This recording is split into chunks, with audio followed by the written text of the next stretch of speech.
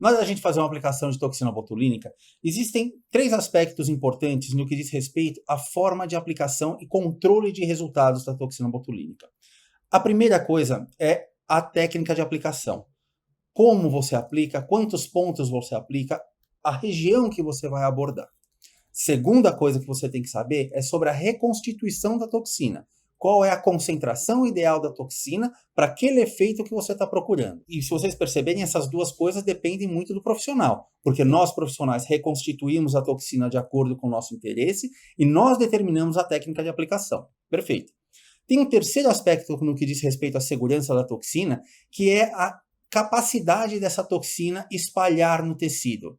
E é esse assunto que a gente vai entrar agora, porque cada marca de toxina tem uma propriedade diferente na hora de fazer o seu espalhamento no tecido. E isso pode ser vantajoso ou pode até atrapalhar os nossos resultados. Hoje em dia tem um problema que é relacionado a todas as toxinas de forma geral. A toxina está durando menos, né? Isso já é o primeiro aspecto. Põe o dedinho, a gente tem vídeo, tem live explicando. Bota o dedinho aí pro lado. Legal. É isso, vai lá que a gente fala sobre isso. Mas depois dessa aula, assiste essa que é importante também. Mas pensando nesses 3 aspectos, desconsiderando o tempo e a durabilidade das toxinas, que é o que está muito em voga hoje, o que seria mais seguro, por exemplo, pensando nesses 3 aspectos, para aplicar em região periorbital, ou então aplicar na região de sorriso, aplicar na fronte? O que torna a sua escolha mais segura? Então, a gente fez uma série no começo do ano sobre pitoses. E é relacionado justamente com isso. Fala, será que tem alguma marca de toxina botulínica que dá menos pitose? Se a gente considerar a aplicação igual igual, a mesma aplicação, a mesma dose, será que existe alguma marca de toxina que está menos sujeita a isso? É isso que a gente vai tentar responder a partir de agora. Tem um trabalho que não é novo, ele é de 2012, mas ele é um trabalho muito interessante porque ele vai trabalhar com as 3 principais marcas. Ele vai falar sobre o Botox, Xiaomi e o Dysport, né? Ou Xeomin e Dysport. Ele vai falar das 3 marcas principais. Não dá para a gente ficar falando do Botulin, do Botulift, do Nabota, etc., porque não existem trabalhos suficientes para dar essa mesma base. Mas por aqui vocês vão entender a lógica de onde a gente quer chegar e como que a gente pode entender. Então esse trabalho que vocês veem de 2012, que está comparando o espalhamento, o espalhamento de 3 marcas de toxina botulínica do tipo A. Xiaomi, Botox, Dysport. Muito bem. Eu gosto muito desse trabalho desde o começo dos cursos, que eu ministro cursos de toxina, desde o primeiro módulo do curso, desde a primeira versão do curso, lá para 2013, eu uso esse trabalho, porque ele é muito legal, muito interessante. Pega um paciente, aqui tem um esqueminha do paciente, o nariz parece o nariz do Muppet, né? Então, pegou um paciente, aplicou 3 centímetros da margem óssea, um pontinho com a aplicação da toxina, a gente vai falar da dose, de um lado e do outro. Aí, fez uma análise de todos os pacientes que passaram por esse processo em vários dias. Aqui está falando que foi analisado no dia 4, no dia 8, dia 15, etc, etc, etc. Perfeito, vocês vão entender aonde a gente vai chegar. Mas ele fez uma aplicação nessa região. Com que intenção? De medir qual que é a área que aquela toxina se espalha. Aquela quantidade de unidades da toxina atuou. Né? Só que quando a gente pensa em estética, isso a gente já comentou em aulas anteriores, quando a gente pensa em estética é muito complexo a gente falar que a toxina durou mais ou menos do que outro, porque tem muita variação no que diz respeito à força muscular. Às vezes o efeito da toxina está lá presente, mas o paciente tem um tônus muscular diferente de outro, então o resultado... Perda de volume. Então, perda de estrutura de pele. Então, qualquer movimentação mínima já é suficiente para marcar a pele. Tem outro paciente que já tem mais estrutura, que precisa de 2 vezes mais força na musculatura para ter alguma dobra em pele. Então, tem muita coisa. Exatamente. Que varia, né? E o muito inteligente foi esse profissional que desenvolveu, né, o pesquisador que desenvolveu isso, porque ele não analisou a movimentação muscular, porque o objetivo não era analisar a efetividade do tratamento. Ele analisou um quadro chamado de anidrose, ou seja, o ressecamento da pele, a diminuição da secreção de suor daquela região. E aqui ele fez um teste que é usado para pacientes com hiperidrose, que é um teste chamado teste de Minor, não sei como falar o nome do autor, mas que essencialmente ele usa amido e iodo. Ele passa uma camada de iodo salpica amido em cima da região, espera acontecer a secreção do suor naturalmente. As áreas que marcam mais, como a gente vê aqui, são áreas que têm de fato glândula sudorípara funcionando. As marcas que estão mais clarinhas são as áreas que têm menor quantidade de glândulas sudoríparas funcionando.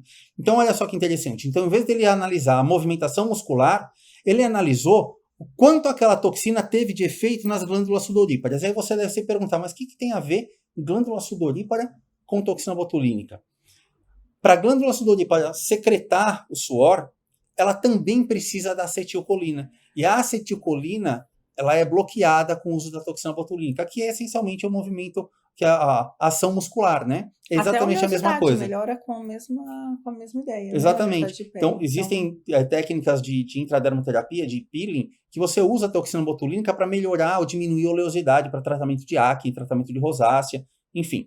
Não é o mérito da aula. Mas olha que inteligente. Ele não fez movimentação muscular, mas ele analisou a área da anidrose que causou em cada uma desses pontos de marcação. Nos pacientes, um dos lados, eles sempre aplicavam a marca de referência, que foi o Xeomin. Do outro lado, ele aplicou também Botox e também o Dysport. Na mesma dose equivalente. Você trabalha com toxina botulínica, deve falar, mas qual que foi a equivalência que ele utilizou? A gente tem uma equivalência que nós usamos, não é a mesma, mas esse trabalho fez o seguinte. Ele falou que uma unidade de Botox é o equivalente a uma unidade de Xeomin, que é o equivalente a 2,5 unidades do Dysport. Tá? Então você que é profissional, você vai entender isso que a gente está falando. Uma unidade de Botox é igual a uma unidade de Xeomin, que é igual a 2,5 do Dysport. Eu não concordo com isso, tem outros aspectos nessa questão, mas esse trabalho usou dessa forma. E ele que é o que é difundido na maior parte que a maior parte das pessoas difundem dessa maneira. E ele aplicou 5 unidades em um ponto, 5 unidades no outro. No outro paciente, 5 unidades no ponto, 5 unidades no outro. Então, eles reconstituíram, usando essa proporção entre as toxinas, eles reconstituíram de maneira que no mesmo volume, ou seja, isso sim é importante, sim, no mesmo volume de água. Quanto mais volume de diluente, maior o espalhamento. Então, eles consideraram o mesmo volume, e aí eles fizeram com que dentro deste volume tivesse quantidade de toxinas equivalentes de todas as marcas. Então, isso é importante colocar. Assim, naquele volume tinha ou 5 unidades Botox, ou 5 unidades Xeomin, ou 12,5 unidades Dysport. Tá? Porque os 5 de um, 5 do outro, ou 12,5 do outro, são equivalentes clinicamente. Tá? Então, entenda. Isso, se você trabalha, você entende essa questão da proporção. Perfeito. Mesmo as empresas dizendo que isso a empresa fala que não existe. Mas existe. Isso aí não dá para falar que não. Não existe equivalência biológica, mas existe equivalência clínica. Isso é. E olha só que interessante. É aqui que é um ponto que eu queria mostrar. INCO, se você já leu algum trabalho sobre toxina, você vai ver que o incobotulinotoxina do tipo A é o Xeomin. Ele teve um espalhamento para causar a anidrose aqui em milímetros quadrados de 325 milímetros quadrados. Bastante. Ok. ONA, se você já leu algum trabalho de toxina, você vai saber que é o Botox. Então, ona-botulinotoxina tipo A é o Botox. O Botox teve espalhamento um pouquinho maior. 373 milímetros quadrados de área de anidrose. E o ABO, que é o Dysport, ele teve 460. Então, ele mostrou o seguinte, se a área de anidrose, né, se aquela areazinha dentro da fronte, que não se pigmentou no teste de Minor.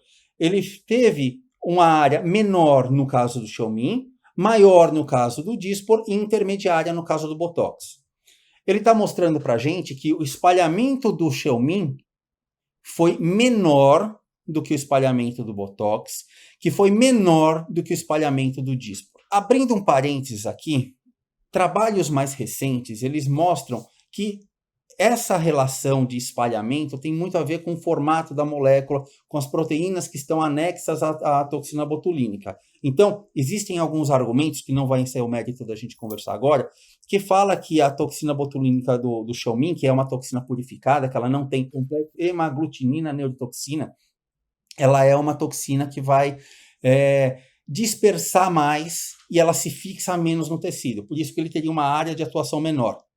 Então, veja essa diferença. Ela dispersa muito rápido, fica pouco concentrada no tecido. O Dysport, no lado oposto, né, no lado extremo, ele se dispersa muito menos, ficando mais concentrado no tecido. A gente fez uma aula do Daxxify, bota o dedinho aí também, por favor. Então, a gente fez uma aula do Daxxify, que você pode entrar aqui, que é uma toxina que não tem no Brasil, mas que foi recentemente colocada, que ela tem uma nanotecnologia, ela tem um peptídeo associado a isso, e esse peptídeo supostamente, porque a gente não sabe ainda, não tem trabalho suficiente para isso, supostamente aumenta essa fixação. Então, talvez tenha um efeito até melhor do que o dispor. Talvez, a gente não sabe. Até porque a ideia dessa toxina é que ela dure de 6 a 9 meses. Exatamente. Né? Em bula. Em bula. Então, a gente não sabe direito o que vai acontecer.